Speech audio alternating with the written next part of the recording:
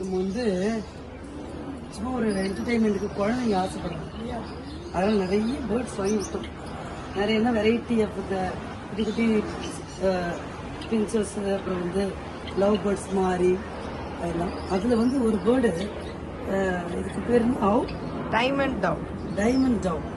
பாருங்களேன், இது எவ்வளோ அழகாக இருக்குது. அதாவது டைமண்ட் டவ் புறா மாதிரியே இருக்கும். புறாலேயும் ரொம்ப குட்டி சைஸு. அதனுடைய கண்ணால் தான் அதுக்கு அந்த பேர். அப்புறம் வந்து டாட்ஸ் பார்த்தீங்கன்னா குட்டி குட்டி டைமண்ட் மாதிரியே இருக்குது அது உடம்புல. அதனால் அதுக்கு பேர் வந்து டைமண்ட் டவ்.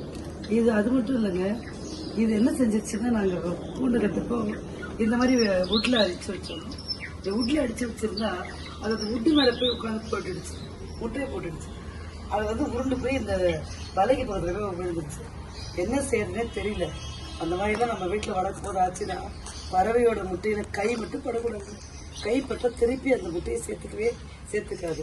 எங்கள் வீட்டில் இந்த அப்ளை இடி இருக்குது பார்த்தீங்களா, அந்த அப்ளை இடிக்க வச்சு மெல்லமாக அதை எடுத்து இந்த மாதிரி ஒரு பிளேட்டில் வச்சு அது எந்த இடத்துல முட்டை போட்டுச்சோ அந்த இடத்துலையே தான் வைக்கணும்.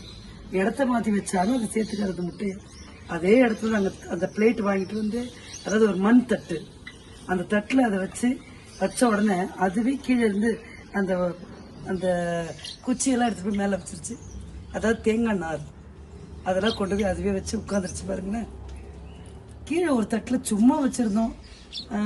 நம்ம இன்னொரு தடவை அந்த ஓலையில் ஒன்று வாங்கணும், அதில் வைக்கலான்ட்டு பார்த்தா இதுலேயும் ஒருத்தர் உட்கார வச்சுட்டாரு. ஸோ இங்கேயும் முட்டை இட போகிறாங்க போல இருக்கு.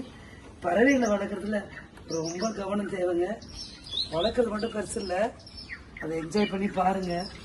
அதுக்கு போடுறது தீனி தெரியுமா, முட்டையை வேக வச்சுட்டு அந்த முட்டையை போட்டிருக்கோம். அவ்வளோ அழகாக சாப்பிடுது. அதுக்கு கூட கூப்பிட பிடிக்குங்க. கற்பூரவள்ளி இலையை சாப்பிடுது. அடுத்து சொல்கிறேன் உங்களுக்கு குருவியை பற்றி. ஓகேவா?